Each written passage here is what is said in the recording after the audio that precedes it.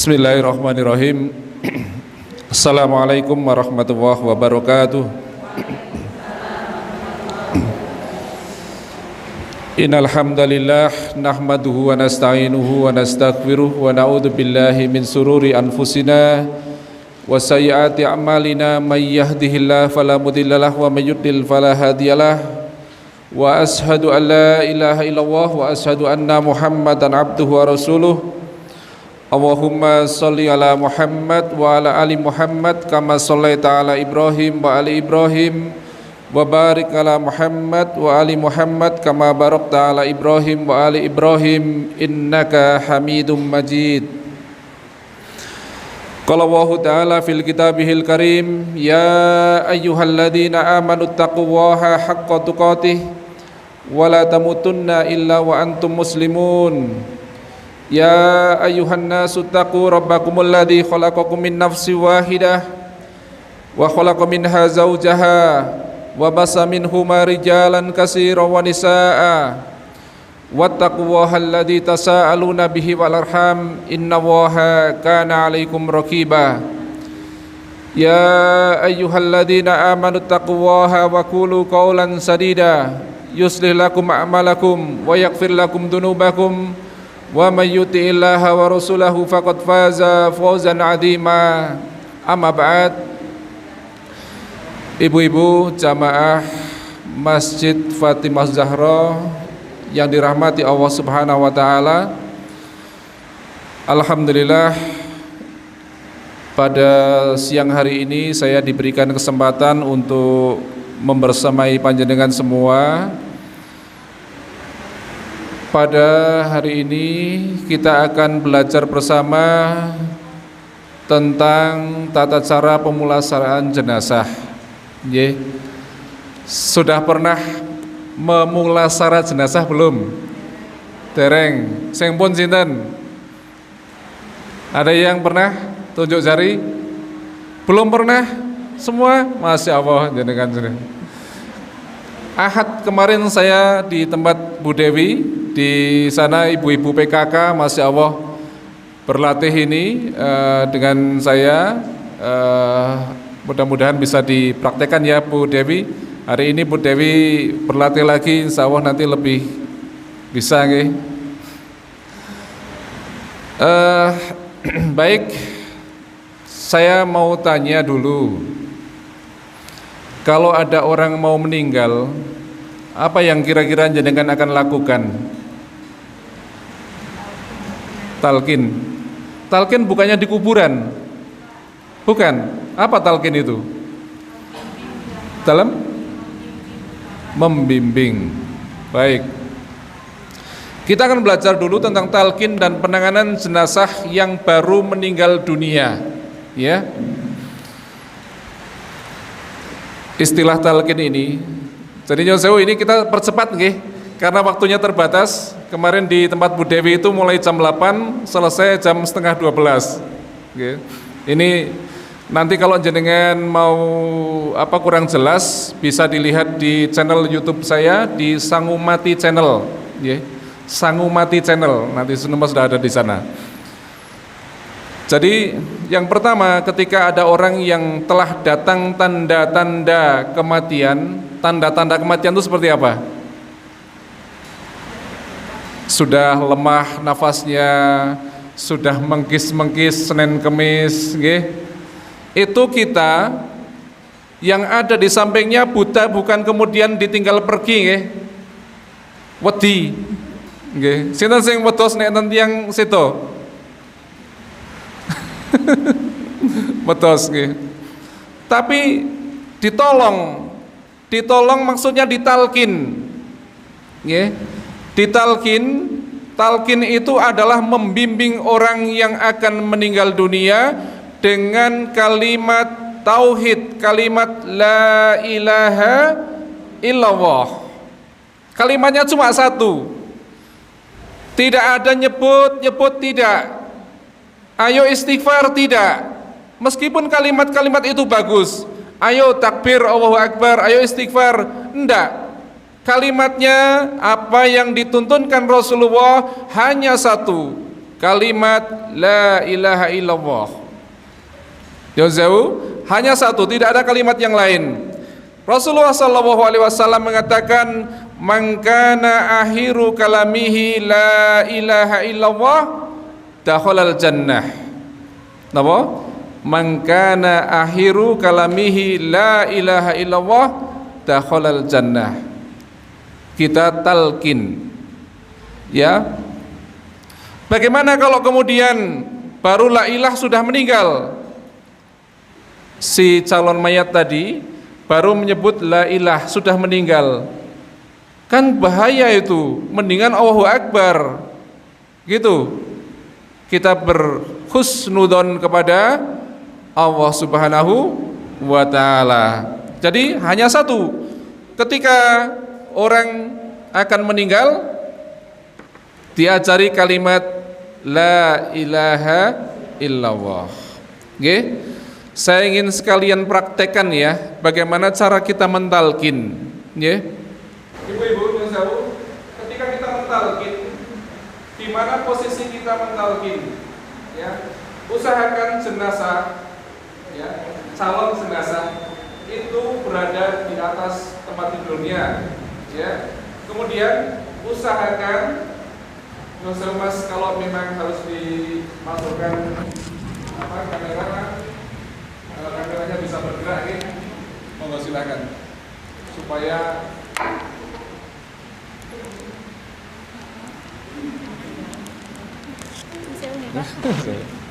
jadi usahakan calon jenazah itu sudah berada pada posisi yang tenang, orang yang akan meninggal, ya. Kemudian siapa yang mentalkin? Siapa yang mentalkin?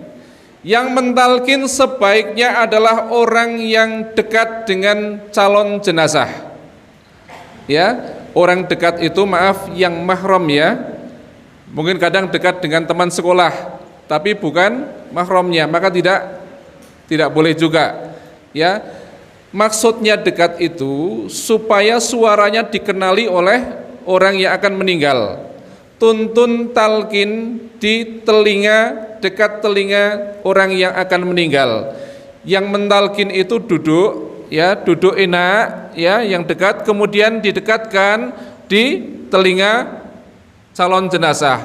Sebutkan, ayo, ya, sambil ini mungkin dibelai-belai, dipijeti, ya, amun wedi nggih. Amun wedi nggih, dipijeti. Jadi ini biar tenang. Biar tenang. Misalnya ibu jenengan atau bapak jenengan, ayo bapak sebut la ilaha illallah, dipijeti lagi sampai betul-betul yang akan meninggal ini bisa mengucapkan la ilaha illallah. Bisa nggih? Bagaimana tadi? Dipijeti. Jadi tenang. Yang akan meninggal itu tenang, dipijeti tangannya, dibelai, diusap kepalanya, nggih. Kemudian ayo bapak sekali lagi la ilaha illallah. Ngaten. Bukan ayo nyebut, enggak. Ayo istighfar tidak.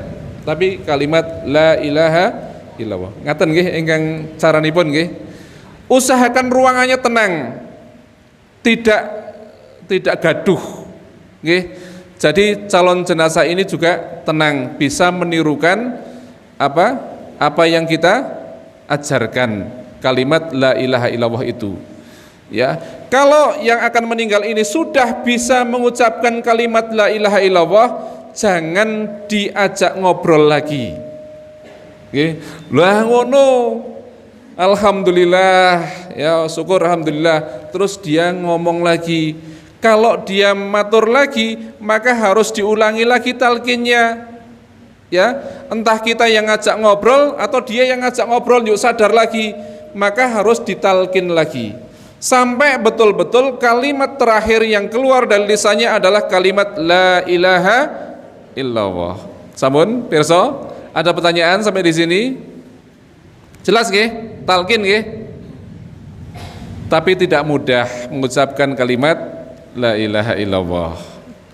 Ya, makanya ibu-ibu nyuwun sewu biasakan lisan ini mengucapkan kalimat la ilaha illallah. Karena betapa banyak, iya.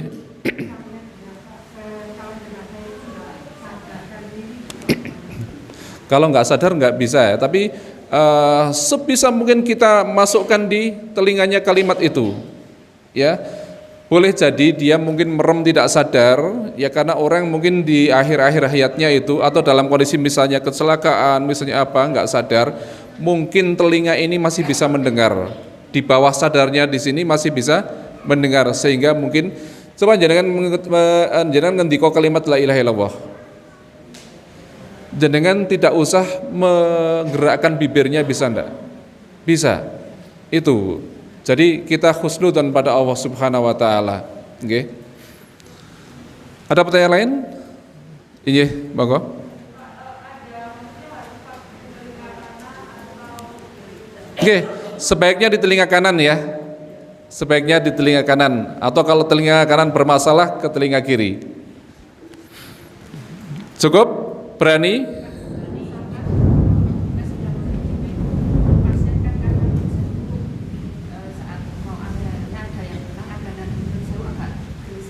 Iya. Ya. Itu kan bagaimana? Maksudnya kan kadang saya ngemati itu ada yang bisa mungkin dia gelisah, bisa jadi kan itu bahasa tubuhnya beliau untuk mengucapkan itu. Bagaimana itu kan kita secara visualnya belum melihat hidup beliau. Gitu kan. Sama dengan yang diatur ke ibu tadi yang di belakang, ya, kita lisan ini tidak bergerak, kita bisa mengucapkan la ilaha illallah, ya, tapi usahakan semampu mungkin kita tetap melakukan talqin, meskipun yang saya hubungi dalam keadaan dia harus atau jenengan sebagai tenaga medis harus sambil melakukan apa, bantuan hidup dasar, harus di RJP. Ini tetap harus dilakukan talqin. Jadi yang satu melakukan RJP, yang satu melakukan talqin, ya. Syukur hidup lagi, sehat lagi, kan begitu. Ngaten ibu-ibu tentang talqin, jelas nggih?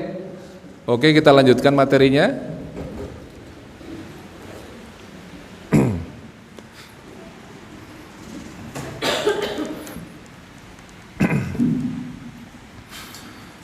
Jadi tadi mengucapkan talqin. Kemudian kalau memang jenazah ini sudah meninggal dunia, Yosef, cara kita mendeteksi bahwa orang ini betul-betul sudah meninggal dunia gimana? Kalau di rumah sakit ada stetoskop, ada rekam jantung dan sebagainya. Kalau di rumah gimana? Lihat nadinya di sini, ya, di sini. Kalau tidak, apa? Masukin kapas kecil di hidungnya. Kalau dia masih ada gerak, cuman kalau orang tua itu kadang-kadang kan masih ada tapi lembut sekali, ya. Kalau jenengan peraba dadanya itu kadang-kadang sambil dilihat gitu jenengan kok isi nganu ya, gerak ya gitu ya. Padahal itu sudah nggak ada, ya. Kalau kita sudah memastikan bahwa si fulan tadi meninggal dunia, maka apa yang pertama kita lakukan? Kita ucapkan istirja. Apa istirja? Inna lillahi wa inna ilaihi rajiun. Itu yang pertama kita lakukan setelah kita tahu bahwa si fulan tadi meninggal dunia. Nggih. Kemudian setelah itu apa yang kita lakukan? Kita tutup mata jenazahnya. Sekarang namanya bukan si fulan. Ibu-ibu hati-hati. Ibu-ibu punya nama sampai batas mana? Nggih, namanya indah pun, namanya cantik pun hanya sampai ketika nafas sudah keluar. Setelah itu namanya jadi siapa? Jenazahnya. Tadi si fulan atau fulanah. Ini sekarang jenazahnya, apa yang kita lakukan terhadap jenazah tersebut? Yang pertama adalah tutup matanya. Tutup matanya. Nah, tutup matanya. Kenapa kok ditutup matanya? Karena ruh keluar itu diikuti oleh pandangan mata. Mboten kados teng film-film nggih. Nek teng film niku ajeng pecah, ajeng tilar donya mapan dhewek, merem dhewek. Nggih, niku teng film. Tapi ya, Rasulullah mengatakan sesungguhnya bila ruh telah dicabut diikuti dengan pandangan mata. Maka ketika meninggal, sudah dipastikan meninggal, kemudian apa? Ditutup matanya. Bagaimana cara menutup mata? Niki mboten kemudian gampang nutup mripate. Kita akan ajarkan nggih. Tarik lagi. Masya Allah. Cara menutup mata jenazah begini, Bu.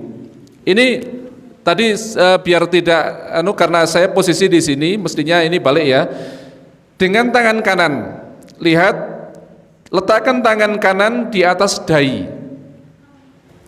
Letakkan tangan kanan kita di atas dahi, ya. Kemudian tarik ke bawah. Tepat di atas matanya ditahan sebentar. Kemudian bukan diangkat, tetapi diturunkan lagi tangan kita. Kenapa enggak diangkat? Karena mungkin tangan kita, telapak tangan kita ini berkeringat sehingga kalau diangkat nanti sudah merem melek lagi, ya kan? Melek nek yuk kedep-kedep kan repot jenengan, ya kan? Jadi ini kemudian ditahan sebentar, kemudian langsung didorong ke bawah, nggih? Gitu ya? Ini cara teknis, bukan begini, ya? Bukan begini juga. Ya, tetapi dengan tangan kanan letakkan di dahi, ya, kemudian digerakkan ke bawah sampai di atas mata, ditahan sebentar, kemudian turun. Nggih. Setelah mata tertutup, maka didoakan. Nggih, sampun tertutup ngaten nggih? Yuk ndonga.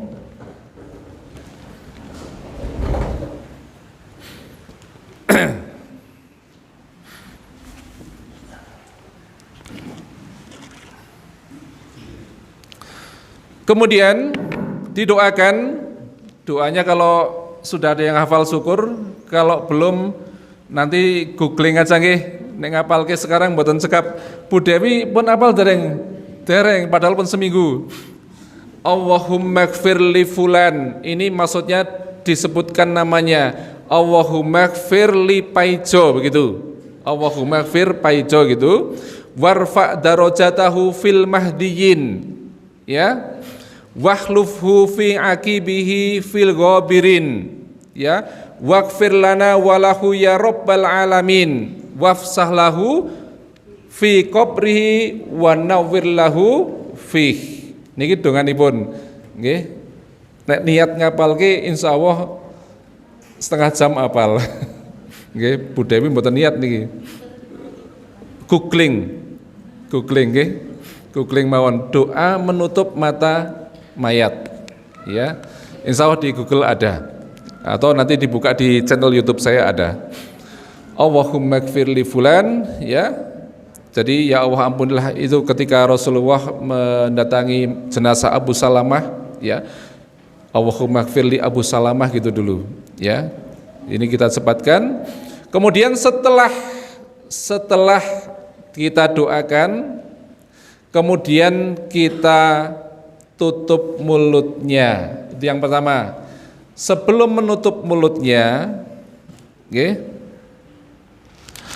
pastikan kalau ada kotoran di dalam mulut itu dibersihkan dulu.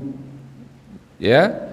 Kalau ada kotoran di dalam mulut, kalau ada gigi palsu yang memang bisa dilepas, boleh dilepas dulu. Kalau ada behel, tidak perlu dilepas. Nggih. Artinya kalau itu menyakiti jenazah tidak boleh. Ya. Jadi jangan sampai nanti ketika ini mulut sudah ditutup, ya, kemudian keluarga yang lain yang opiak kae gigi palsune behele urung dicopot, ora kena. ya. Kadang-kadang dalam keluarga itu ada silang pendapat ya. Siji njaluk tahlilan, siji ora aja sudah jadi masalah kan, sampai kepada masalah behel ya, bahwa itu tidak mengapa ya. Nanti khawatirnya kalau ada yang habis operasi lepas pennya disuruh nyabut, nah ini kan nggak betul ya. Jadi giginya dilepas kalau memang bisa gigi palsunya, kalau tidak apa, dikatupkan. Soalnya kalau sudah ngatup nanti ada yang opiak, kemudian dibuka lagi, nutup lagi susah. Nggih. Kemudian tangannya disedekapkan, kakinya diluruskan semampunya. Nggih. Kakinya diluruskan semampunya. Ya. Kemudian baik juga andai kata apa? Setelah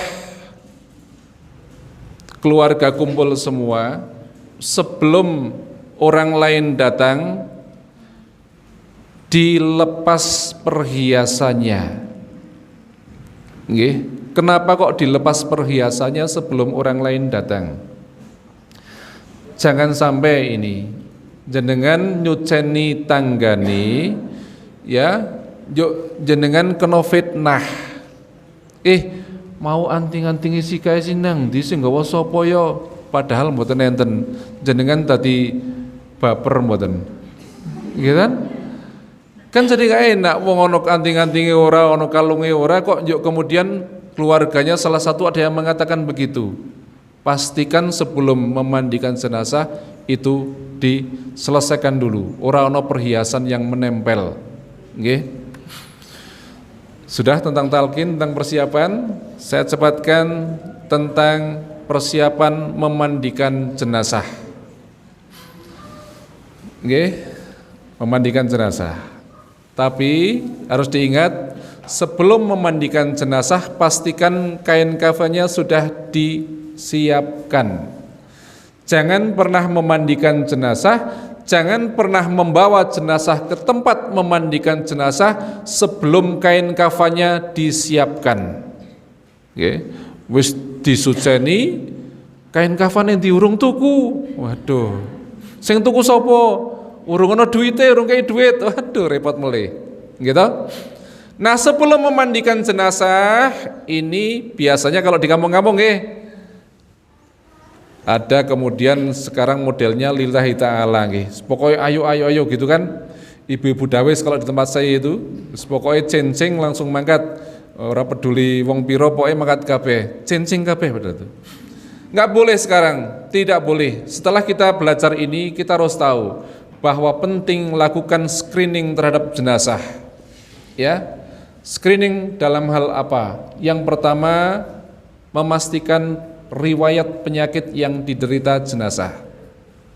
Nek riyen pareng mi modalillahi taala, wis ayo pokoknya ora masalah.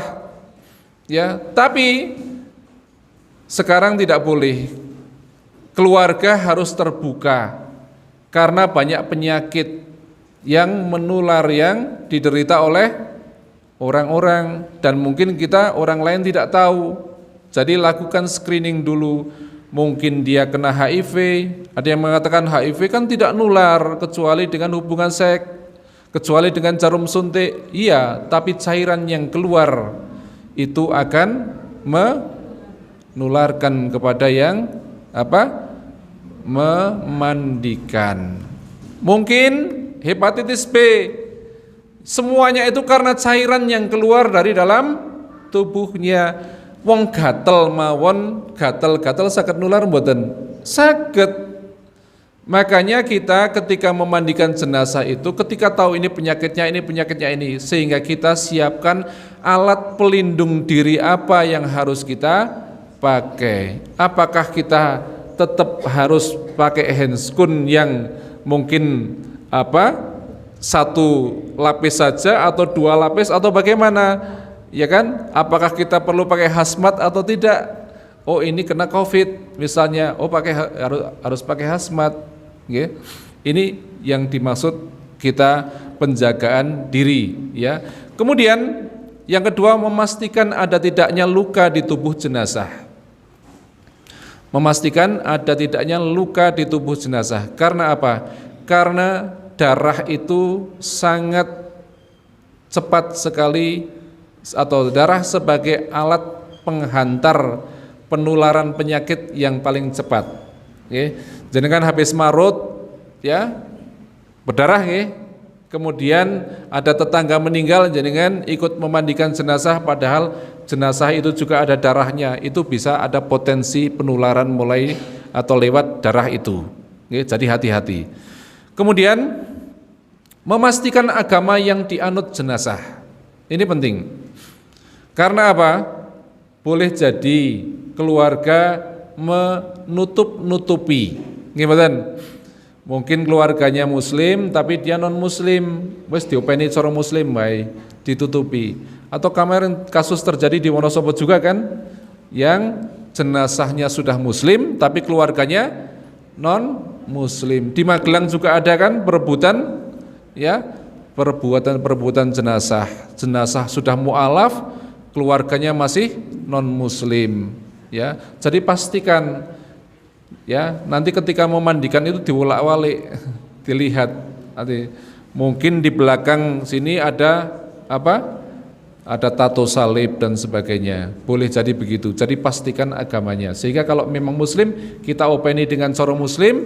Kalau non muslim, biarlah orang lain yang ngopeni. Kemudian memastikan waktu kapan jenazah akan dimakamkan. Kenapa ini penting? Biasanya ibu-ibu kalau di kampung-kampung, ya, itu kalau jenazah sudah dimandikan, sudah dikafani, dibawa ke masjid nggih mboten. Padahal jenazahnya meninggalnya misalnya pagi hari.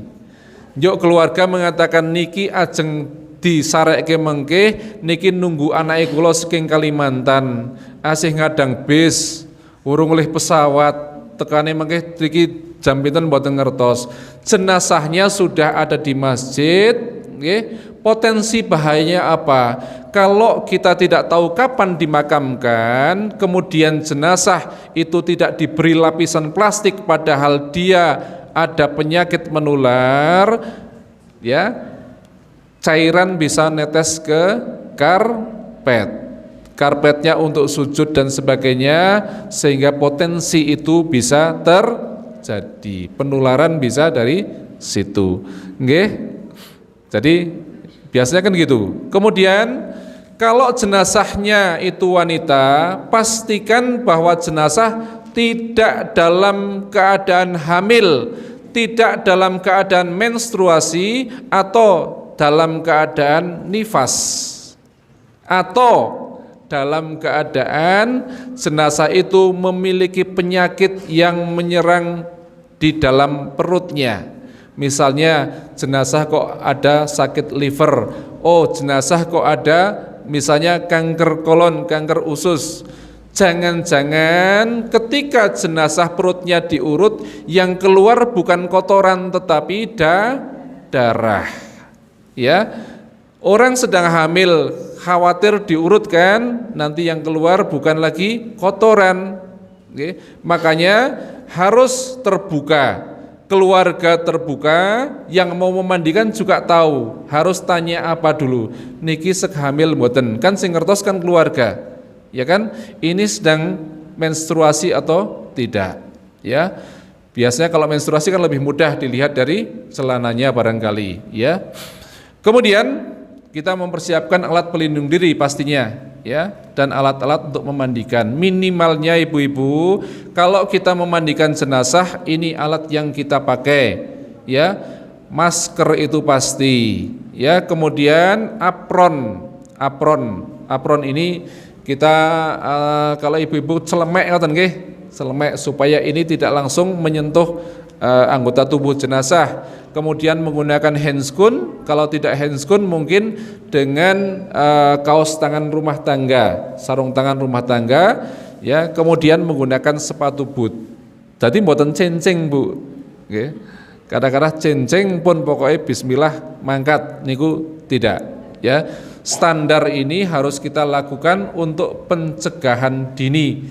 Jangan sampai kemudian kita mengatakan lillahi ta'ala tapi rong tahun yang akan datang kita baru merasakan nyong ketularan kai janjani. Karena penularan itu tidak mesti langsung pada saat itu juga. Nggih. Kalau tidak ada alat itu bisa menggunakan alat-alat yang sederhana seperti ini, nganggo jas hujan, ngagem krosak sing ageng, sepatune dibungkus plastik niku saged, nggih. Kemudian alat-alat memandikan ya ini bapak-bapak ya yang ya. Nah, ini ibu-ibu nggih, nyuwun sewu. Kalau di tempat jenengan itu kalau memandikan jenazah airnya berapa ember? Banyak. Banyak itu berapa? Berember-ember. Saya mau tanya jenengan nek siram niku pinten ember?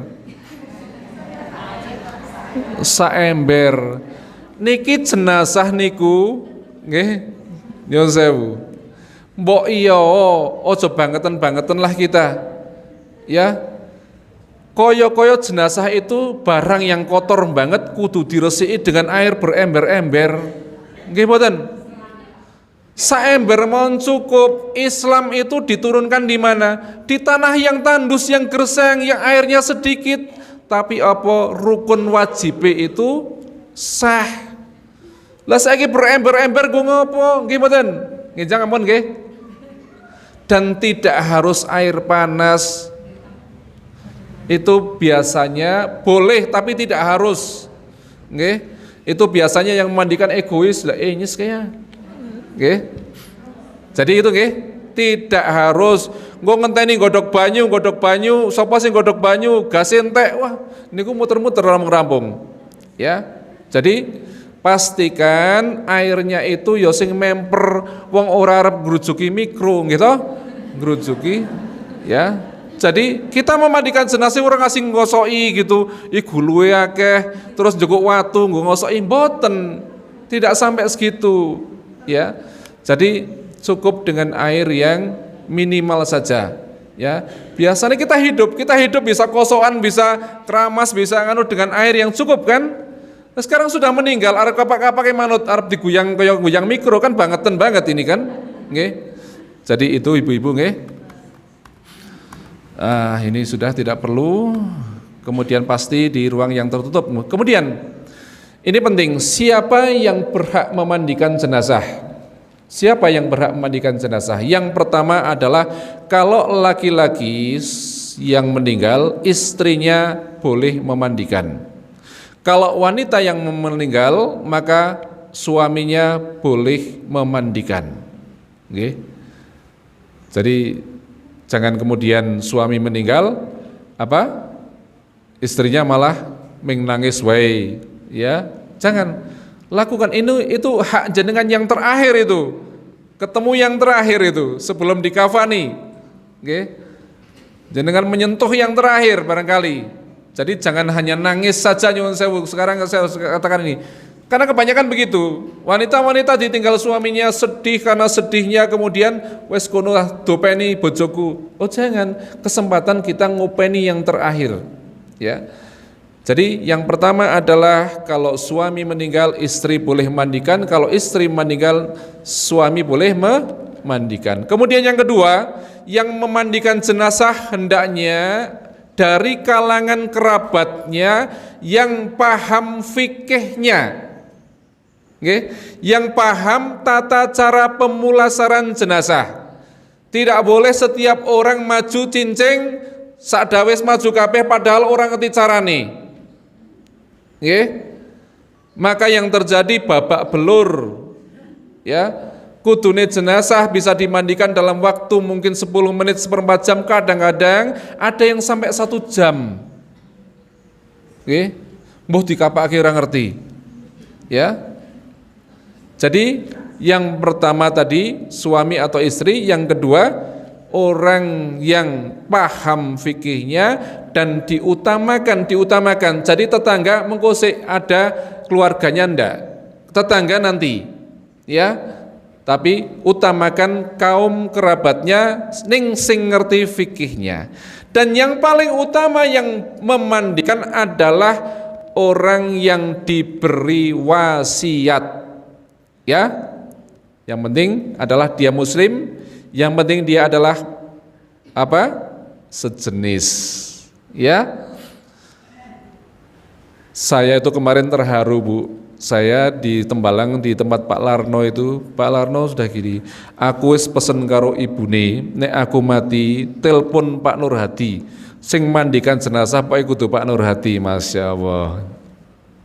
Kenapa orang yang diberi wasiat yang paling berhak? Nyun sewu, dos pundi? Kenging menapa ibu-ibu? Karena orang yang wasiat itu pasti percaya. Ngaten lho. Karena ketika dimandikan mungkin auratnya terlihat, auratnya tersingkap, auratnya terbuka, tidak malu lagi. Nggih? Boleh jenengan berwasiat, Bu Dewi wasiat sama nggih, siapa yang dipercaya esuk nek nyong mati dhisik tolong dhek sing ngedusi nyong ya. Boleh. Nggih mboten Pak sih? Nggih kan? Kan begitu. Siapa sekarang yang boleh saling berwasiat? Oh ya nek nyong sing mati luwih dhisik dhek sing ngedusi ya. Karena ada rasa percaya. Ya. Ada rasa percaya. Nyong sewu kalau saya di rumah sakit itu banyak saya nemui ada orang tuanya meninggal dunia, ming pasrah duit. Pak nyuwun sewu niki nggih solawatan niku napa? Lan jenengan ajeng teng pundi putrane? Kula tak teng ngajeng mawon. Bapake ora nono, anake kaya gitu coba. Mboten usah ngekeki duit-duit barang paringke teng kotak amal riko. Ada orang tuanya, mertuanya waktu itu, mertuanya meninggal, anaknya lewat gini, Pak. Nutupi irung pakai kerahnya ini. Iki model apa? Ya. Jangan kita seperti itu. Betul Bu, ini yang saya katakan cerita nyata. Ya. Di PKU sana, Masya Allah. Jangan sampai kita begitu. Orang tua kita meninggal, kita dulu yang harus ngopeni. Ya. Dan nyuwun sewu, berapa orang sih yang sebaiknya memandikan jenazah? Dilolos yang sakit kathah niki, misalnya, atau satu keluarga. Kalau yang meninggal bapak yang memandikan anak laki-laki, yang meninggal ibu yang memandikan anak perempuan, okay? Dan saya biasa kalau memandikan jenazah maksimal 2 orang. Kenging nopo kok tiang kalih pun tiang 3 lah, men ora wedi banget, gitu. Nyuwun sewu Bu, lebih dari 3 itu yang lain bisa dipastikan nonton, ya, karena jebule 1 orang bisa, ya, jebule 1 orang bisa. Oke, saya biasa 1 orang. Kalau di rumah sakit itu saya 1 orang. Kalau malam gitu nggak ada temannya, ya udah 1 orang, ya. Kecuali dalam keadaan jenazah-jenazah kondisi khusus, ya, ini beda, ya. Jadi begitu nggih, mboten sak dompyok, sak dawis, sak PKK maju kabeh mboten, nggih. Oh, DE ngaten, ya. Bu Dewi kemarin sudah dibentuk tim, sudah ya. Ya, jadi cukup 2 orang saja. Nanti posisinya di kanan dan di kiri jenazah. Nanti kita contohkan, insya Allah. Ini sudah tidak perlu kita bahas, ya. Kita langsung praktek mawon nggih. Karena waktunya sampai jam pinten, Bu? 2:30. Insya Allah mudah-mudahan cukup, ya. Kita praktek.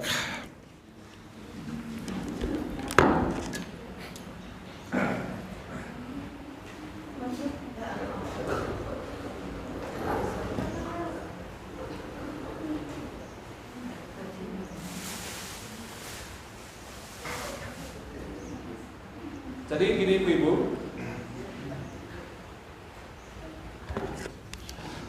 tadi saya katakan sebelum kita memandikan jenazah, sebelum jenazah dibawa ke tempat memandikan jenazah, pastikan kain kafannya sudah siap. Tapi karena kita hanya punya 1 meja, kita akan belajar cara memandikan jenazah dulu, ya. Jadi ketika kita memandikan jenazah, kita siapkan alat-alatnya dulu. Apa alat-alatnya kira-kira Bu? Sabun, sabunnya sabun cair nggih. Amun sabun batangan melusut melayu, nggih. Sabun cair kan sekarang banyak. Kemudian apa? Nggih, sampo saged mboten sampo nggih. Niki kan mboten perlu kudu samponan. Sampone apa takoni ya. Oh, sunlight Sunsil misalnya atau ya nggak perlu gitu ya. Kemudian apa? Gunting. Ya. Kalau wanita rambutnya panjang butuh sisir, butuh karet gelang, ya. Kemudian handuk, kemudian kain penutup, ya, yang biasa kita kenal dengan jarik. Tapi nek ibu-ibu milenial apakah masih mikir punya jarik? Enggak nggih. Ya. Kemudian apa lagi? Handuk sudah, plastik. Nggih. Plastik untuk nanti membungkus bekas pakaian yang dipakai jenazah. Nggih. Nah, langkahnya begini Ibu-ibu. Tadi kita siapkan handuk, gunting, ya.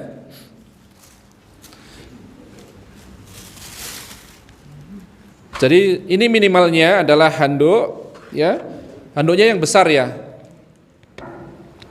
Jadi handuknya pakai yang besar. Ada yang lebih besar lagi enggak? Apa-apa. Kemudian gunting, kemudian alat untuk menutupi ketika jenazah itu dimandikan. Kemudian kita siapkan minimalnya sarung tangan atau celemek dan sebagainya yang tadi saya sebutkan ya. Nah, langkah-langkahnya bagaimana? Langkah-langkahnya adalah kita melepas pakaian jenazah. Nggih. Caranya melepas, nyuwun sewu. Ya. Caranya melepas tentu yang pertama adalah kalau jenazahnya masih lemes, tangannya masih bisa digerakkan, itu bisa dilepas sepanjang kita yang memandikan itu mampu untuk melepas pakaian secara wajar. Tetapi ya mungkin jenazahnya berat dan sebagainya nggih. Wis lah direlake digunting wae gitu kan nggih. Digunting dari sisi samping. Ya, sebaiknya dari samping. Bukan di sini. Kalaulah nanti misalnya kok sudah kita buang ketemu orang, digunakan sisa dijahit gitu. Ya. Jadi dari sisi samping. Kemudian pastikan kita tutup jenazah itu dengan kain. Yang saya memandikan jenazah tidak dibuka vulgar. Oke? Malu mboten jenengan? Kalau biasanya di desa-desa itu dibuka nggih. Ditutup godong gedang. Terus orang mangsane godong gedang pakai kain gini aja kan ini murah ya. Pakai jarit, tapi jarit biasanya gimana? Gini enggak? Gitu, alhamdulillah. Jadi ditutup tubuhnya. Kalau laki-laki kan hanya sampai pusar dan sampai sini ya. Jadi wanita tidak boleh melihat aurat wanita yang lain, laki-laki tidak boleh melihat aurat laki-laki yang lain. Jadi begini ya. Kemudian dipastikan ini dilepas ya. Cara melepasnya biasa saja, digunting, dilepas biasa nih. Jadi kalau misalnya nanti susah ketika melepas yang belakang, ini diiringkan ya. Diiringkan, tangan satunya ini di posisi ini lengan, pundak nih, yang satu di posisi pantat ya. Digini, kemudian kalau misalnya sendiri memandikannya, ditahan perut kita agak ke depan, kemudian begini. Ya, kemudian ini begini. Kalau dua orang, yang satu begini, yang satu melepas, ya. Angel mas. Oke. Kemudian kita lepas ya. Pokoknya ini kon kudu nganggo mix sih. Ya. Kita lepas ya.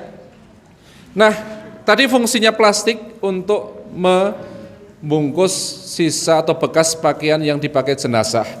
Jangan kemudian pakaian jenazah itu ditaruh campur dengan pakaian yang lain. Kalau jenazah ini punya penyakit nanti terjadi kontaminasi. Ngerti nggih? Jadi masukkan ke kresek tersendiri. Sudah. Kemudian apa yang kita lakukan selanjutnya? Ya, tadi kita sudah pakai handscoon dan sebagainya ya. Yang pertama adalah kita lakukan istinja. Kenapa istinja? Membersihkan kubul dan dubur jenazah. Ya, caranya bagaimana? Kalau kita mau membersihkan atau kita melakukan istinja kepada jenazah, usahakan menggunakan handscoon double, okay? Atau menggunakan busa, atau menggunakan apa? Waslap. Ketika tangan kita atau waslap itu sudah digunakan, maka segera disingkirkan. Atau ketika kita tidak ada waslap atau kain atau apapun untuk mengelap kotoran jenazah, ini kemudian dilepas satu, masih satu. Jangan sampai ini sudah untuk nyawi'i, untuk gini. Oke? Itu nggih. Jadi ini diperhatikan, tolong. Kemudian caranya kita nyawi'i, nggih. Tadi kan kalau jenazahnya wanita dalam keadaan hamil dan sebagainya tidak boleh diurut, nggih. Maka kalau orang satu yang yang memandikan, ya, kalau kuat dia bisa sambil ini diangkat, ya, ngangkatnya di sini ya. Ini sambil diurut dulu, baru kemudian diturunkan, kemudian diguyur. Tetapi kalau orang dua, ini diangkat sedikit, istilahnya didudukkan, tapi abot banget didudukkan biasanya, ya. Jadi diurut di perutnya, urut pelan-pelan, ya, urut pelan-pelan sambil diguyur, ya. Tangan kita di sini tidak kemudian begini, tapi lewat bawahnya ini, ya, diguyur. Itu itu istinja. Kalau sudah, ya, yang pasti, ya, kalau ada ikatan-ikatan di tangan tadi kan, ikatan di tangan, ikatan di dagu tadi supaya mulutnya tertutup, kemudian ikatan di kaki itu dilepas semua, nggih, dilepas semua. Setelah itu baru kemudian kita wudhui, nggih. Kita wudhui, wudhunya di depan bukan wudhu di belakang. Nanti nek suaminya ikut mandikan, yuk kemek bojone batal meneh mboten? Batal mboten? Mboten nggih. Enten sing kados niku soalé nggih. Diwudhui, wudhunya seperti apa? Wudhunya itu ada seperti ini khilaf, ya. Ada yang seperti wudhu biasa, ada yang kemudian hanya sampai telinga, tidak sampai kaki, ya. Tapi biasanya orang kan saya di rumah sakit itu dene sikile ora gitu kan, itu dadi masalah meneh, ya kan. Wis pokoknya termasuk gini, saya di rumah sakit itu kadang ngomong pasien, jenazah bayi sebelum usia 4 bulan itu kan tidak wajib dimandikan. Nih.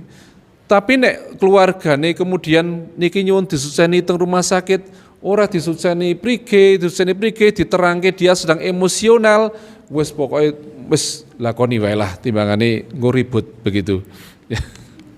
Gitu ya. Nggih mboten Bu. Ya. Kemudian setelah itu kita mandikan.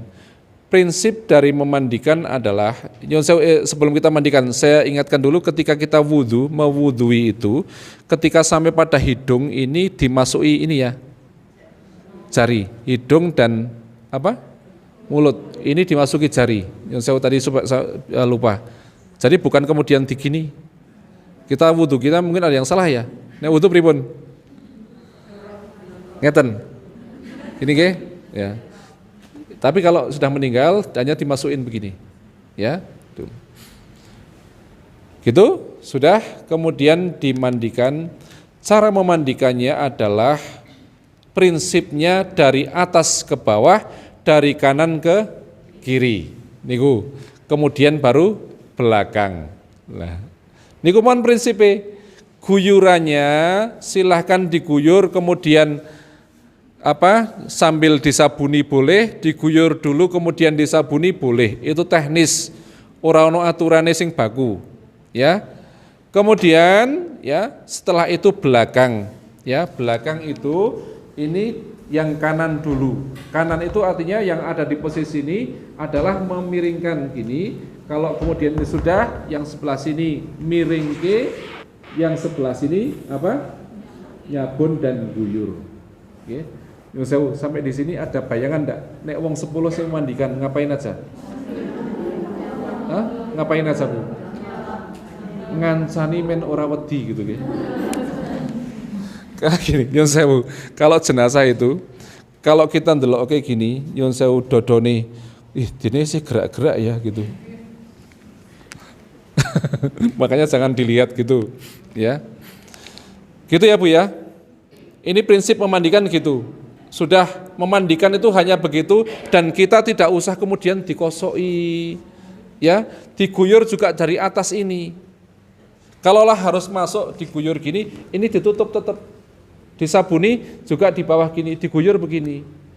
Kalau ini pori-porinya besar, kita bisa ini sudah hilang.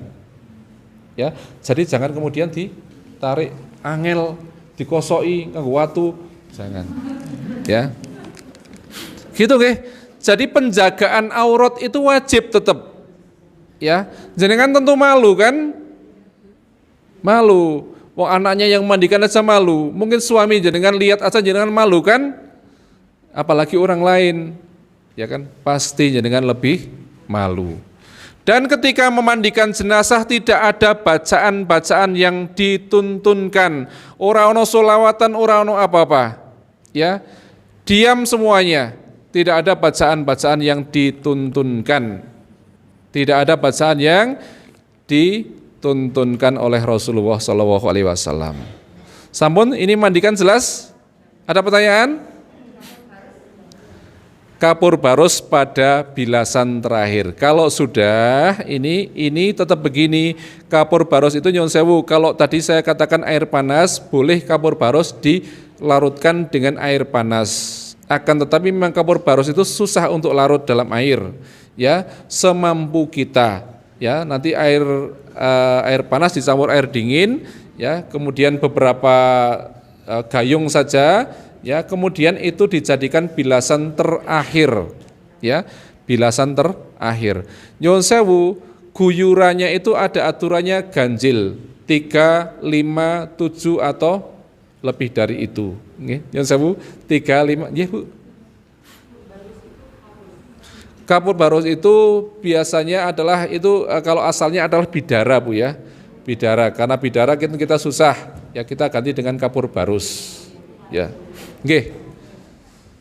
Sunnah. Ya.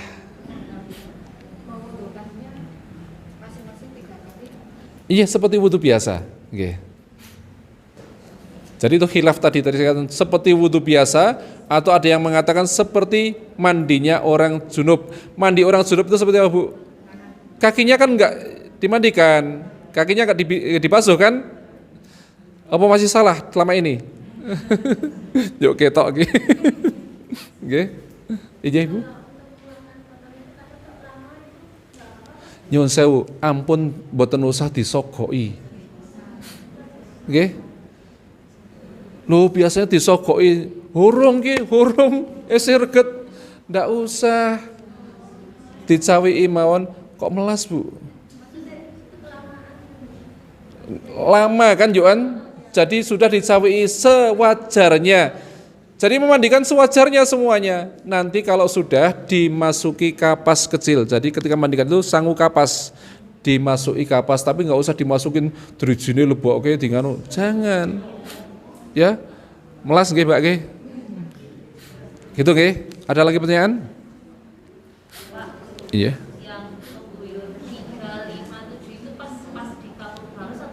Setiap semuanya itu ya, makanya ganjil.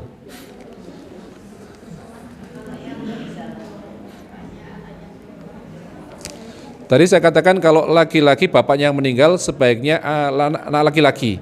Tapi kalau ibunya yang meninggal sebaiknya anak perempuan, ya. Nyuwun sewu ibu, sekarang kalau ibu kelihatan auratnya di depan anak laki-laki malu mboten? Malu. Nggih, sama nggih. Jadi malu. Jadi kita jaga rasa malu daripada jenazah. Kita tetap menghormati jenazah, jangan divulgarkan. Nggih. Ada lagi nyuwun sewu? Kita lanjutkan. Kalau ibu-ibu tadi waktu memandikan itu rambutnya panjang, ya. Maka semua ikatan-ikatan dilepas. Ya. Nanti kalau sudah dimandikan, ya, dikeramasi, kemudian dikeringkan, ya, dipintal menjadi 3. Dipintal dikepang 3. Ya. Niki sing luwes orang yuk dikepang kini, mboten, ya. Sing luwes, ya. Jadi dikepang 3. Makanya tadi saya katakan di depan sangu karet, nggih. Sangu karet ketika memandikan. Gitu. Mas niki kanggo mboten miki kok ora muni. Nek mboten kula niki gimana, Mon? Mau kon nyekeli ora muni.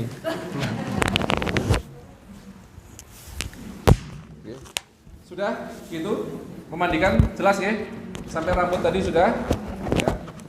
Kalau misalnya orang kering-kering rambut dawa jadi kan boleh pakai hair dryer, boleh, nggak apa-apa.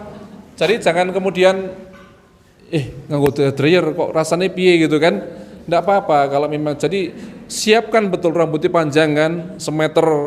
Oh, garingnya kapan diandui kan, kemudian kita keringkan ya.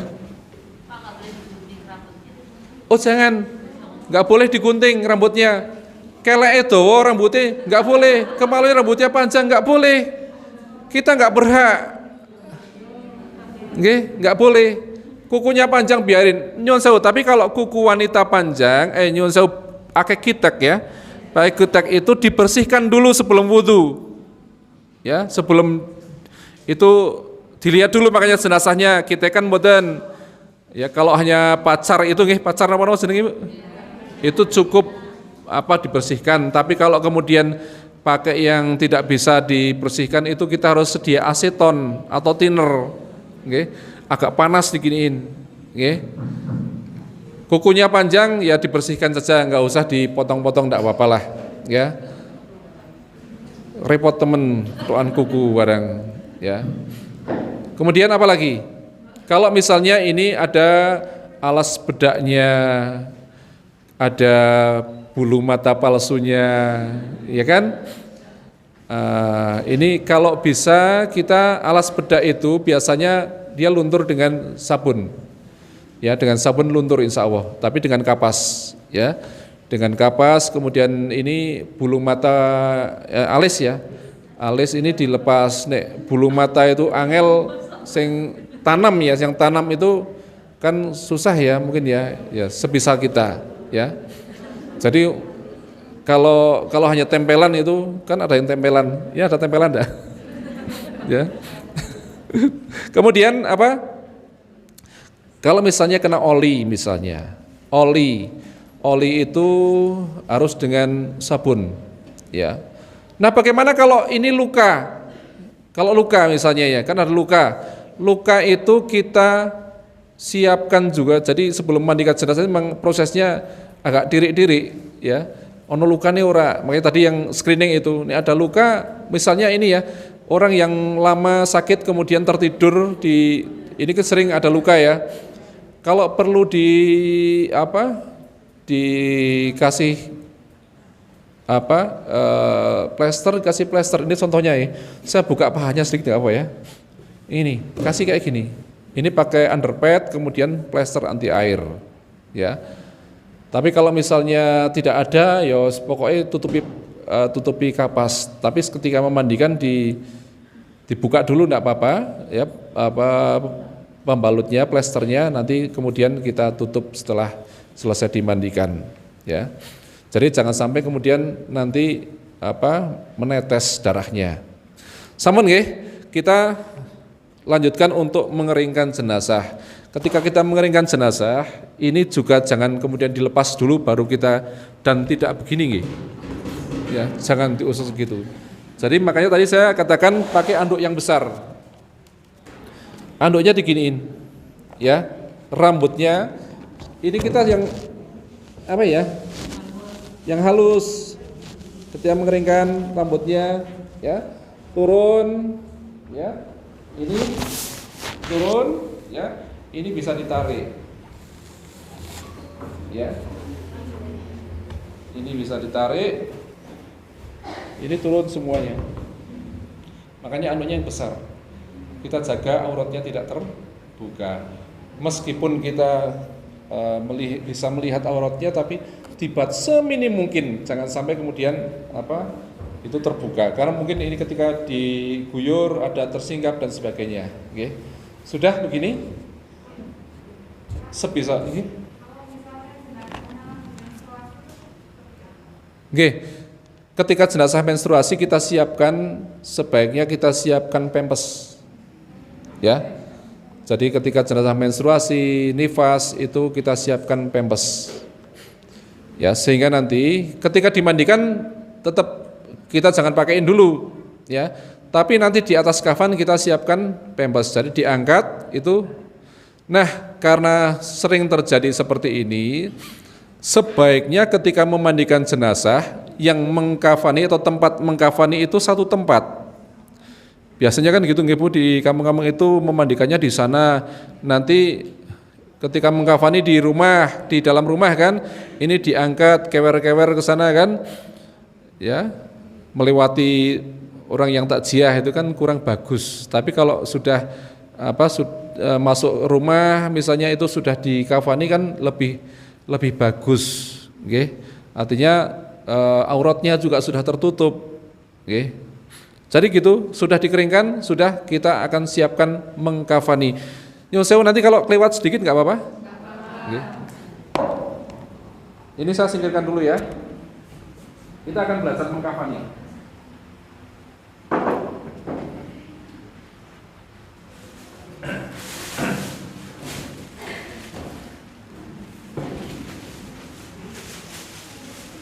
Ini Bu, kita akan belajar standar kain kafan untuk laki-laki adalah 7,5 meter dan untuk kain kafan wanita adalah 9 meter. Ini standar, ya, standar karena ada yang tidak standar kan, sesuai dengan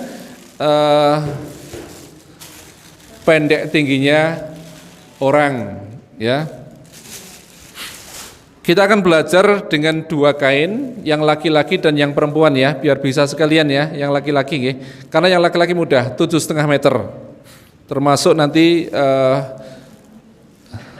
cara mengkafaninya, nggih. Saya butuh relawati 1 orang. Monggo Mbak Sri, silahkan. Kita akan belajar yang laki-laki dulu ya.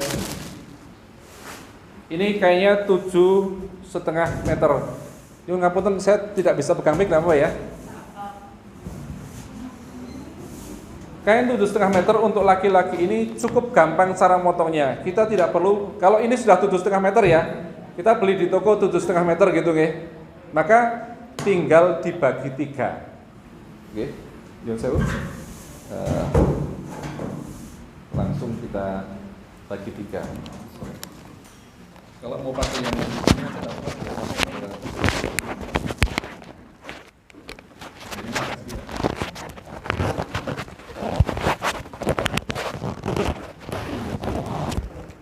Ini ujungnya.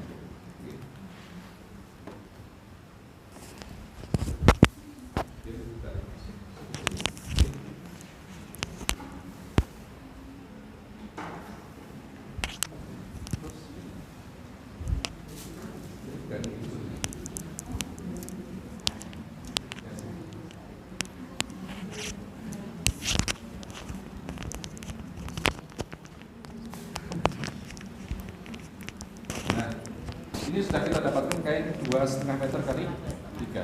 Kan mudah, tidak usah kita duburi 2,5 meter gitu. sudah langsung dapat tugas. Kemudian kita potong kain itu.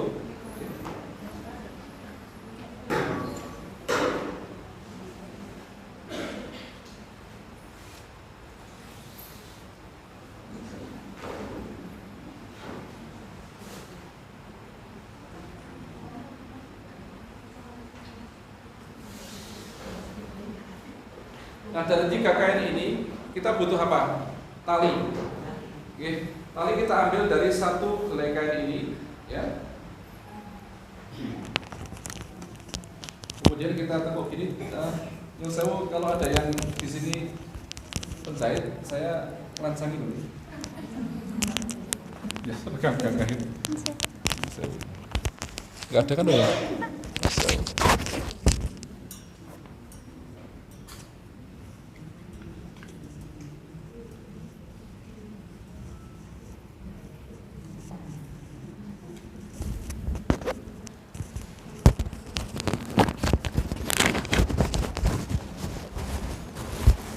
Oke.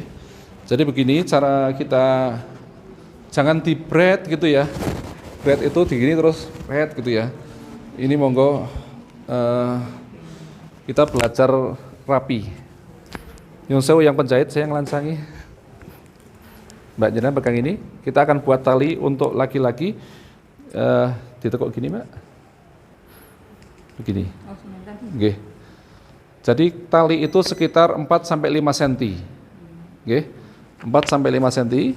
Ini kita tekuk gini, ya. Jangan tangannya jangan di situ yang kiri. Nah, gitu.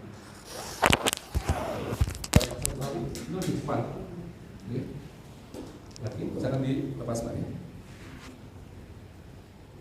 Ini tali kedua. Tenang aja. Sudah pengalaman.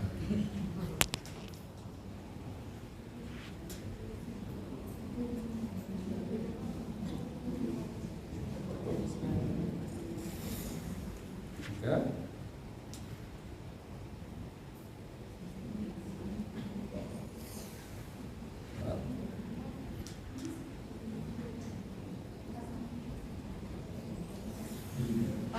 Orang yang mengkafani sama memandikan harus sama. Tapi sama lebih baik. Dan itu ada yang alasan begini begitu saya Bu. Mbak jangan buat nyusun jenazah ibu pulau seawangan. Perempuan atau jangan berkali peti oleh alasan pulau alangan men dan sebagainya itu tidak mempengaruhi boleh memandikan jenazah. Dan ketika memandikan jenazah tidak harus wudu dulu. Justru sunnahnya setelah memandikan itu adalah mandi. Kalau orang laki-laki setelah mengubur itu wudu. Oke. Jadi ketika mau memandikan jenazah, saya sering itu di kamar jenazah kemudian perlu tak wuduin. Enggak harus gitu. Atau enggak mau memandikan ibunya, kemudian alasan pulau sawah menstruasi, pulau sawah alangan. Tidak ada urusannya, pokoknya men boleh memandikan. Oke, ini kita sudah dapat 3 kain dan 5 tali. Bagaimana kita akan menyusun tali tersebut? Misalnya begini, misalnya begini, kita akan letakkan nanti kepala di sini ya. Kepala di sini ini satu tali ini kita akan potong jadi 3. Tadi berapa tali? 5. Kita akan susun satu tali di sini, ya. Kemudian itu untuk tali pocong, ya. Satu tali di bawah sini, ya. Untuk pocong tidak usah banyak-banyak. Ini saya simpan. Untuk apa? Untuk ikat tangan nanti ketika sudah dimandikan. Kemudian saya akan susun satu tali di sini. Ini tali untuk mengikat di sebelah pundak sini, ya. Kemudian satu tali di sebelah ini kita ukur kira-kira di atas perut kita, di atas perut, ya. Kemudian satu tali di daerah paha, ya. Kemudian satu tali di daerah di bawah lutut. Di bawah lutut karena di bawah lutut itu kan nggak besar juga. Kita potong lagi sedikit ini. Saya simpan ini untuk mengikat kaki. Oke. Jadi ada dua yang saya simpan, mengikat tangan dan mengikat kaki. Kemudian kita akan susun kain kafan.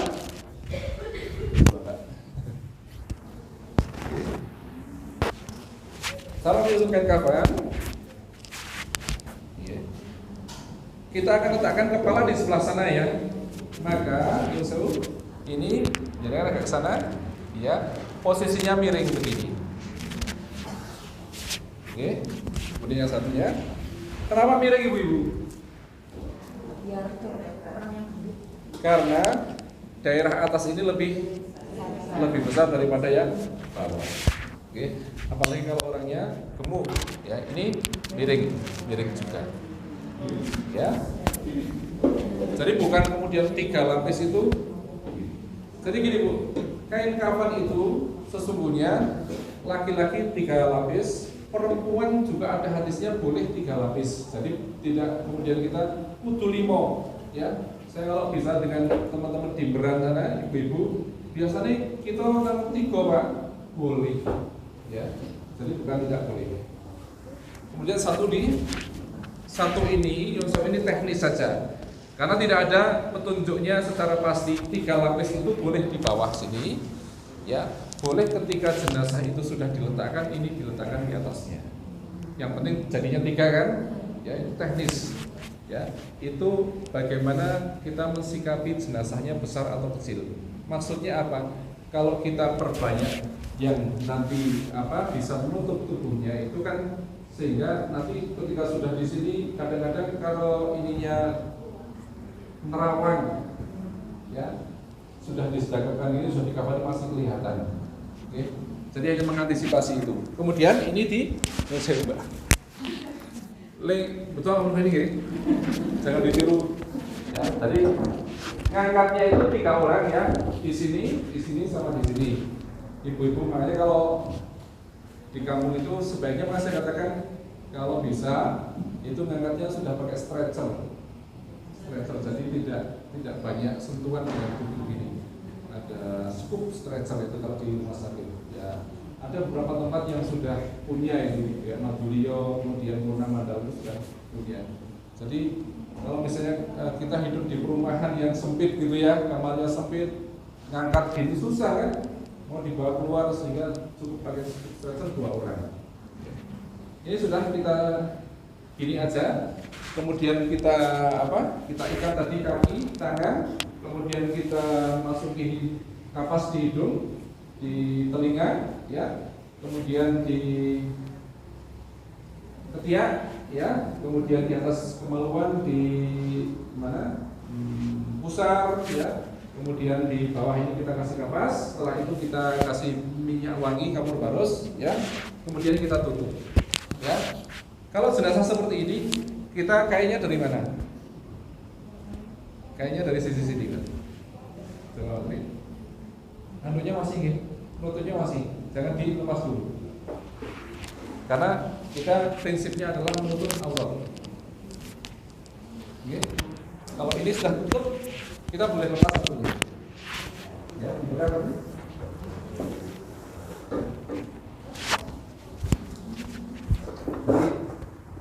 Anduk atau penutup yang lain itu dilepas ketika ini sudah dipastikan kain kafan ini menutup. Ya. Sudah. Kemudian yang sini.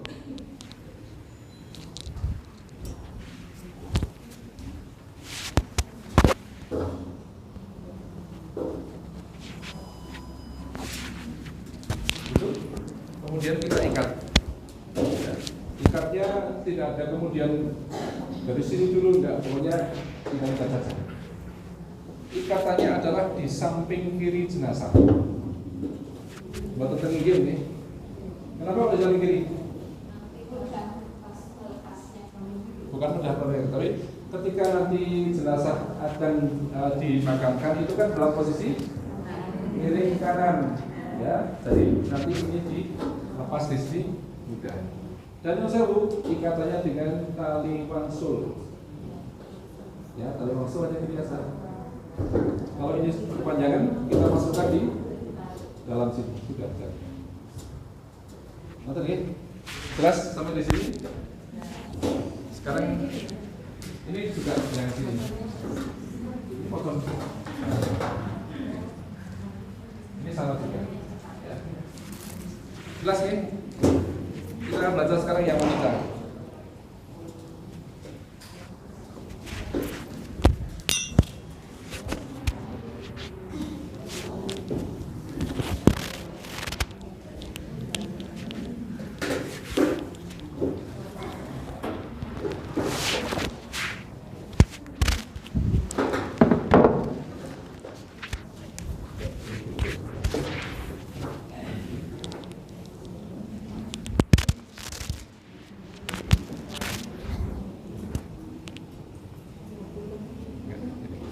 Ujung sana. Ya, itu. Ujung sana. Tarik. Tarik.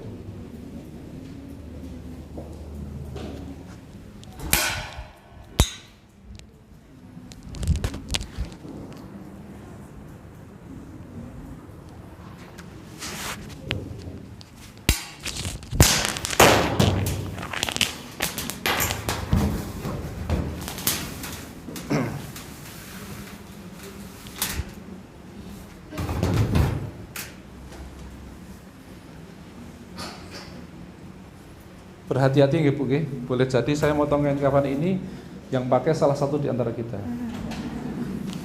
Nah, kita tidak tahu kan Bu? Ada orang ya dari daerah Kepil mau berangkat ke Kalimantan. Dia lewat agennya di daerah Silomerto. Dia mau berangkat ke Kalimantan, meninggalnya di PKU. Nggak tahu kan mau berangkat kemana? Kalimantan. Agennya di Silomerto, meninggalnya di PKU. Insya Allah kita tahu, kita maut. Boleh cari jangan duduk di sini, kemudian nanti yang kita pakai. Oh saya, mudah-mudahan kita di umur panjang ya. Nggak usah takut kita ngomong kematian itu kalau memang belum saatnya, enggak apa-apa. Oke, jadi jangan takut.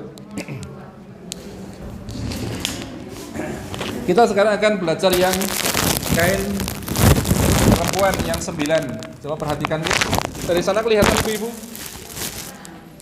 9 meter kita akan seperti apa. Nanti bisa buka di YouTube saya itu sudah ada. Ini kalau ada papan tulis Sangumati channel ya. Ya, channelnya namanya Sangumati sudah. Channelnya mengerikan ya Bu ya.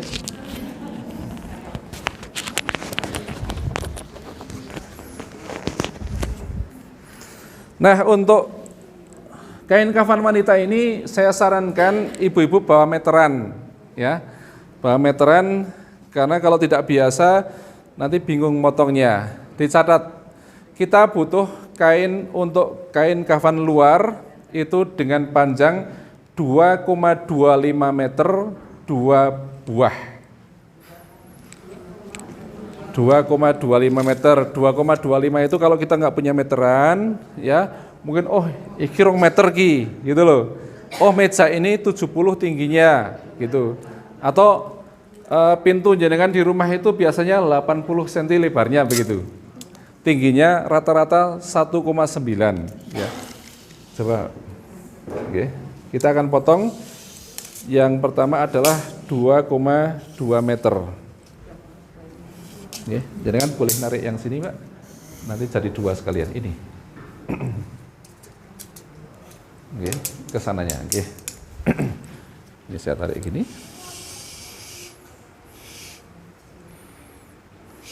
Oke, ini kita akan potong, yang jauh dilepas Pak, meteran.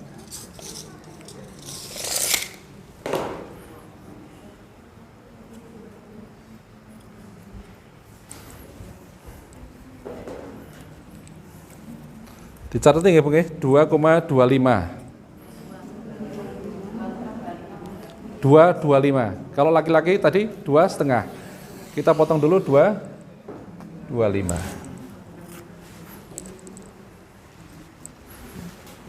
So.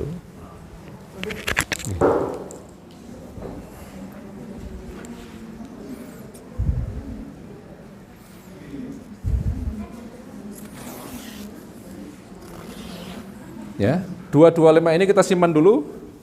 Kita sudah punya dua helai. Ini sebagai kain kafan luar. Kemudian kita akan potong kain namanya kain tapih. Ya, apa istilahnya tapih? Selain tapih apa? Sepanjang 1 meter. Ya. Tapih. Napa nggih? Niku nggih tapian lah. Nggih. Tapian kain tapih ini 1 meter. Ya, 1 meter kita simpan. Sisa berapa, Bu? 2,25 kali 2, 4,5. 4,5 tambah 1, 5,5. Sisa berapa? 3,5. 3,5 itu kita akan potong begini. Yang coba ditarik. Oke. Yang saya begini. Ini 3,5 ya sisanya ya. Ini pegang. Oke.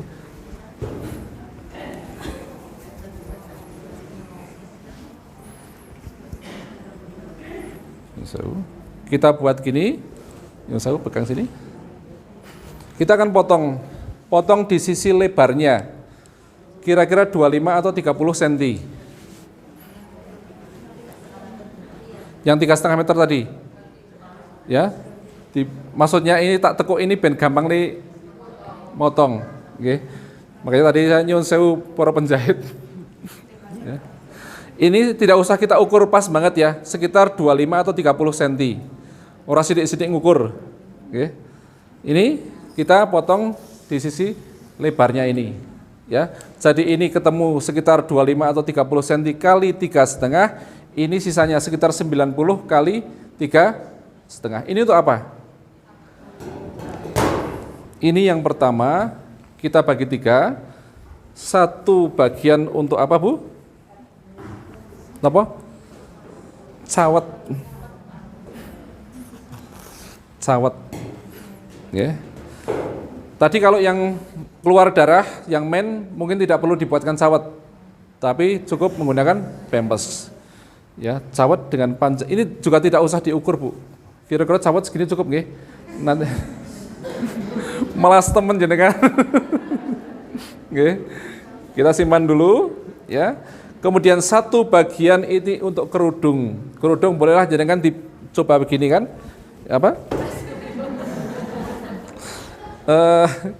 Segini cukup nggih? Cukup. Jenengan mestinya menyiapkan juga benang dan jarum. Tetapi kalau memang tidak ada, tidak apa-apa, tidak usah bukan dijelujuri. Ya. Gudung segini cukup nggih? Cukup, oke. Kemudian ini agak panjang, untuk apa, Bu? Untuk kemben. Kemben kan agak panjang nggih. Kemben itu untuk nutup apa? Dada nggih. Dada. Oke. Ini sudah kita simpan dulu.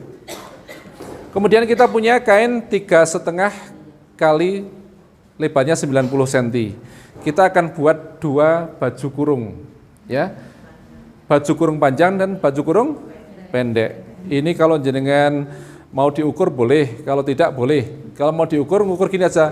Ini kan tempat untuk ngafani. Kita pastikan gini aja. Oh, panjangnya segini. Kemudian ini tambah sedikit di sini. Ya. Jadi kira-kira sekian. Ya, coba Mbak. Kalau pasnya biar enak, yang baju kurung itu 2,3 atau 2,3, Bu. Yang baju kurung panjangnya 2,3, yang baju kurung pendek 1,2. Ya. Baju kurung panjang 2,3, yang baju kurung pendek 1,2. Kemudian dipotong. Nggih, kita dapat kain 2, kita simpan dulu. Nggih. Kemudian kita butuh tali. Tali kita ambil dari kain kafan yang 2,25 tadi. Tambah bingung apa dereng niki? Tambah bingung. Masya Allah. Ruwet nggih Bu nggih. Mboten napa-napa, mangke nggih. Nek praktek dhewe insyaallah saged. Ya. Kita akan bikin tali seperti tadi nggih. Karena waktunya mepet kita ini. Ya, seperti tadi dipaske ini, Pak. Kalau untuk wanita, tali yang kita potong 6 buah. Ya, tadi yang laki-laki berapa? 5. Yang perempuan 6 buah. Semanten, Pak. Ampun kapan? Dilongi sithik. Nggih. Wanita 6.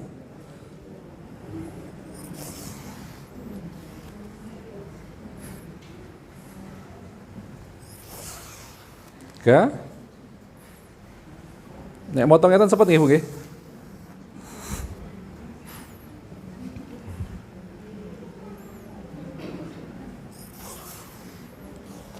Lima, satu lagi.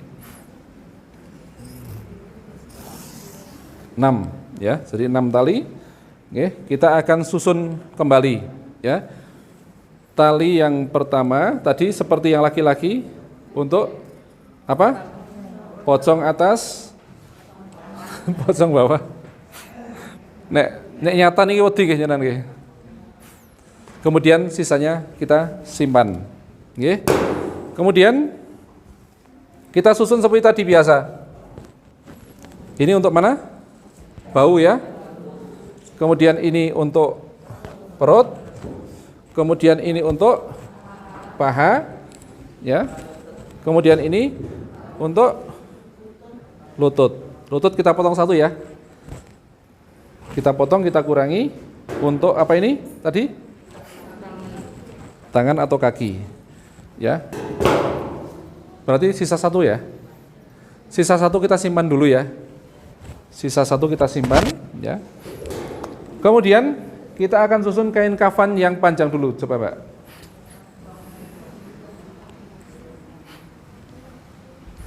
Ya. Umpamanya kepala di sana, ini tetap dalam posisi miring. Ya. Ibu-ibu biasanya ada yang gendut nih. Jadi seperti itu. Kemudian kain kafan yang kedua yang tadi dikurangi untuk tali ya. Untuk tali. Ini disusun di sini seperti biasa. Kemudian kita akan susun baju kurung. Tadi ini kita punya baju kurung ya, kain untuk baju kurung. Baju kurung panjang dan baju kurung pendek. Nah, baju kurung ini caranya begini Bu. Kita ukur panjang jenazah sini sampai kira-kira di leher. Kita tekuk di sini. Ya, kita tekuk di sini. Ya, ini bisa kita potong begini. Ini bisa kita potong. Kalau dipotong resikonya nanti ada sisa, ya. Tapi kalau tidak dipotong dengan cara ini Bu, dibuat lubang saja.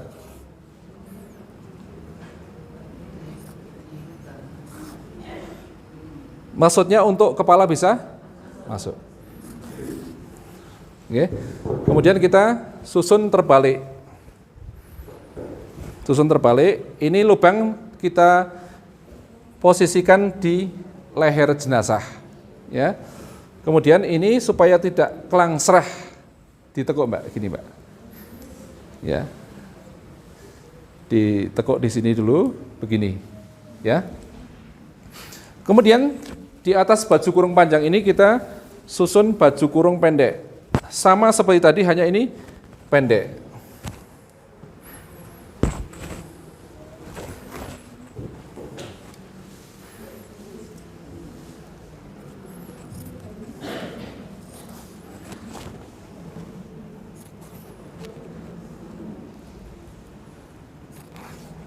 Oke. Sama nyusunnya, yang panjang yang dikelangsrahke gitu nggih. Nah, setelah ini kemudian kita susun kemben. Kembennya mana, Mbak? Yang panjang, yang lebih panjang tadi mana? Itu bukan itu. Ya. Ketika menyusun kemben ini bukan di sini. Tapi ini kita tekuk. Kita letakkan di samping. Supaya apa? Ketika nanti jenazah sudah ada di posisi, ini kita bisa tutupkan secara sempurna, ya. Jadi kayaknya tidak kurang. Ini teknik sih. Ya. Kemudian setelah itu kita tadi punya kain yang utuh satu ya. Kain yang utuh satu ini kita ambil, kita letakkan di sini. Perhatikan ibu-ibu, kemudian di atas tali ini kita akan pasang tapih. Tapih yang 1 meter tadi. Oke. Ya. Ribet nggih Bu nggih? Ya Putri nggih? Masya Allah. Setelah tapih, kemudian apa ibu-ibu? Cawetnya. Cawetnya cukup di bayangke nggih Bu nggih. Ini cukup di gini aja. Boleh ditekuk gini, nanti ini ketika masang tinggal gini. Ya. Kemudian untuk kerudung kita letakkan di bawah sini. Jadi kerudung dipasang setelah nanti baju kurungnya dipasang. Kalau kerudungnya dulu, nanti baju kurungnya belakangan lepas. Ya. Sebaiknya dijelujuri sehingga ditarik benangnya gini. Tapi kalau nggak dijelujuri ya nanti teko dipasang saja. Ya. Oke. Sudah gini ibu-ibu. Kemudian kita akan letakkan jenazah di atas kain kafan.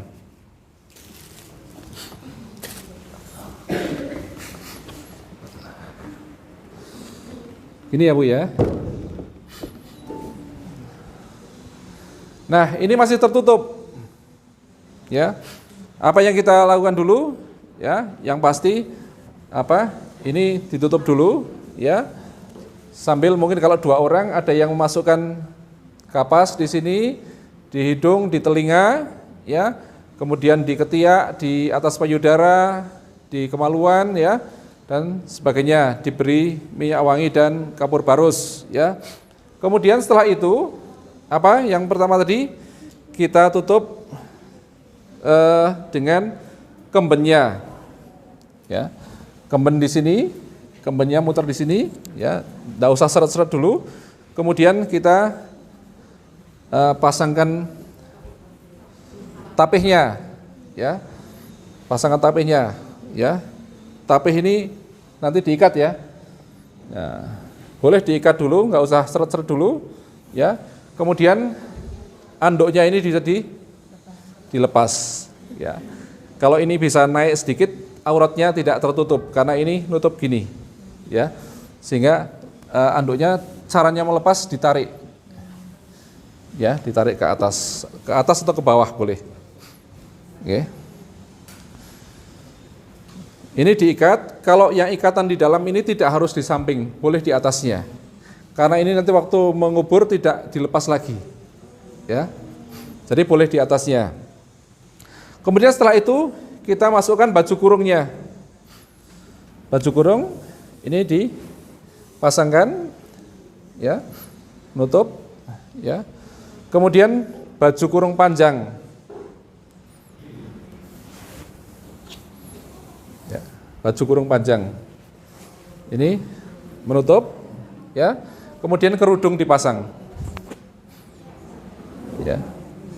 Kerudung kalau tidak ada jahit kita tinggal begini aja. Boleh nggak dibedai? Boleh. Kalau misalnya ada keluarga misalnya ini yang dari Bandung mau lihat nanti dibuka dulu aja, dibedai biar tidak ketok pucet, ya. Tidak usah delivery, tidak usah, ya. Oke. Secukupnya saja, hanya ben ora ketok pucet gitu. Ngo sing mirsani gelo. Gitu ya. Kemudian ditutup Sudah ya ini ya? Langsung tutup aja. Tutup dari sini, kemudian dari sini. Sudah, kemudian kita ikat seperti tadi pada jenazah laki-laki. Ada pertanyaan? Ini silakan. Wajah itu ditutup dengan kapas yang agak besar. Oke. Jadi tadi kan telinga, hidung ditutup, dimasukin kapas ya. Di ketiak, di payudara, di kemaluan, di kaki, ini semuanya dikasih kapas. Kalau yang wajah ini dikasih kapas yang agak lebar. Ya. Ada lagi pertanyaan? Yeah.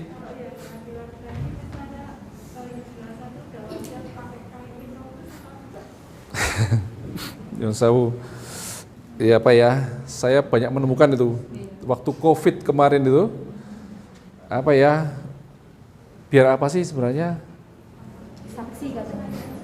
biar ketok nek wis tindak haji pak umroh gitu ya. Sampai di desa-desa itu saya sudah dikubur itu ya, sudah diuruk tanah, ada yang kelingan kain ihrami urung yuk digelarke gitu. Fungsinya apa ya? Nggak ada fungsinya. Kita gunakan kain kafan yang sewajarnya saja. Oke? Oke? Oke, untuk tutup aja. Oke, nggak apa-apa kalau untuk tutup. Tapi jangan kemudian terlalu begitu ya. Kain ihram gunanya di saat apa? Saat ihram. Di mana? Di tanah suci. Oke. Ben do ngerti nek kiye wis Pak Haji Bu Hajah. Wallahu alam. Ada lagi pertanyaan? Kita buka dulu, Mbak. Sudah jelas? Nanti waktunya tak ngelonsok lagi.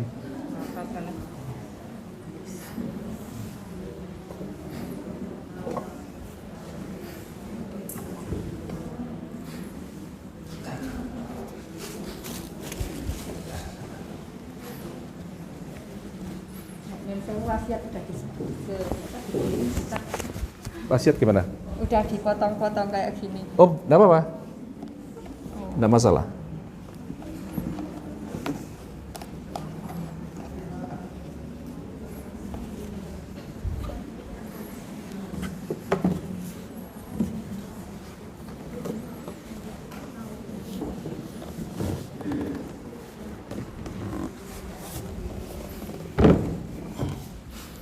Monggo yang mau tanya silahkan.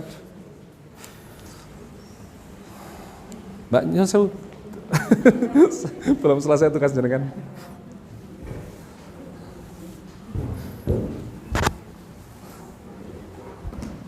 Nggak ada yang mau tanya? Kalau yang mau konsultasi lewat WA silahkan, enggak apa-apa.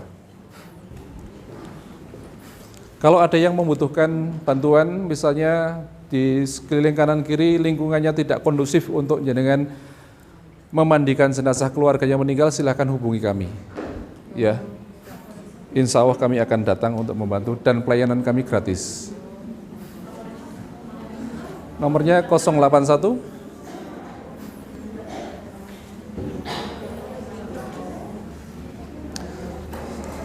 Biar sesuai sunnah gitu. Oke. 081 327 226 751. 081 327 226 751.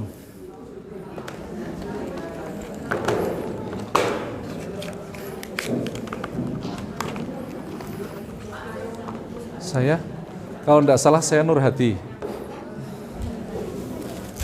Ini yang B.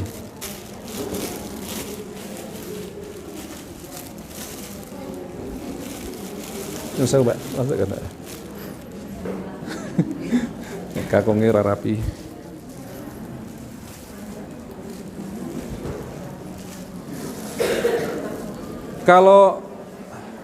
PKO itu jadi sudah bekerjasama atau ada MOU dengan pimpinan cabang Muhammadiyah Wonosobo, ya. Kemudian Selomerto sama Kretek itu sudah kita kerjasama. Jadi kalau ada yang butuh pelatihan di kampung dan sebagainya, insya Allah kita akan siap untuk melayani sepanjang kami mampu, insya Allah. Cukup ibu-ibu? Masya Allah.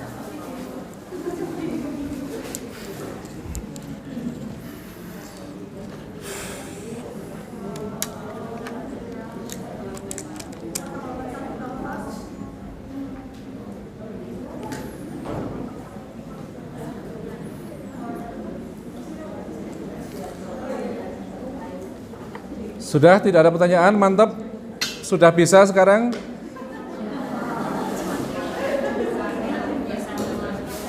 Wedos mboten? Estu. Ampun wedos nggih, jenazah itu kalau orang sudah mati kan diapa-apain kan mau aja toh? Enggak protes toh? Ya. Sudah, tidak ada pertanyaan. Monggo kalau nanti ya.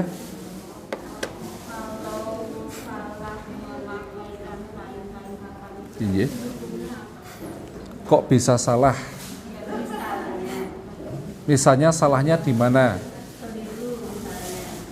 Keliru.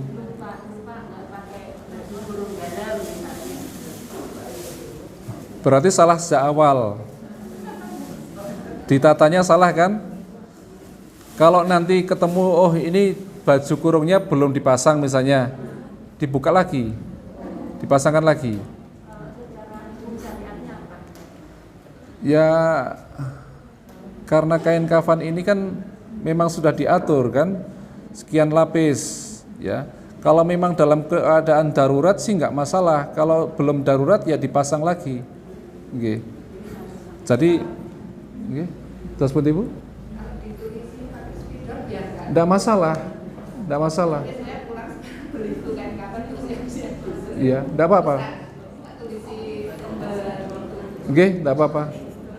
Ditulisin, bisa jangan pakai spidol, pakai kertas di lakban gitu, bisa dilepas. Nggak usah siap-siap kain kafan di rumah, nggak usah. Ya. Meskipun tidak apa-apa, ya uangnya bisa dipakai untuk yang lain, ya kan? Memang sebagusnya kita meninggal dikafani dengan harta kita, ya. Kalau tidak punya baru dengan harta orang lain, dengan keluarga dan sebagainya. Iya.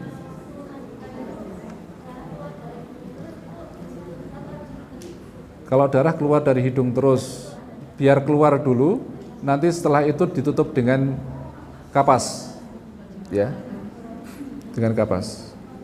Jadi gini, kalau orang kecelakaan lalu lintas itu kan orang sehat. Orang sehat kecelakaan itu misalnya berdarah, darahnya itu meskipun kita sudah mandikan darahnya keluar terus. Makanya kita bungkus dengan plastik juga. Ya, selain kita kasih kapas dan misalnya underpad dan sebagainya itu kita kasih plastik. Saran saya kalau terjadi jenazah yang traumatik itu misalnya itu kecelakaan dan sebagainya itu keluarga tidak usah ikutlah. Ya, nanti kelingan wae. Sirai pecah, ususnya meder-meder, nanti jenengan ikut memandikan kelingan. Oke. Serahkan pada orang rumah sakit gitu aja. Oke.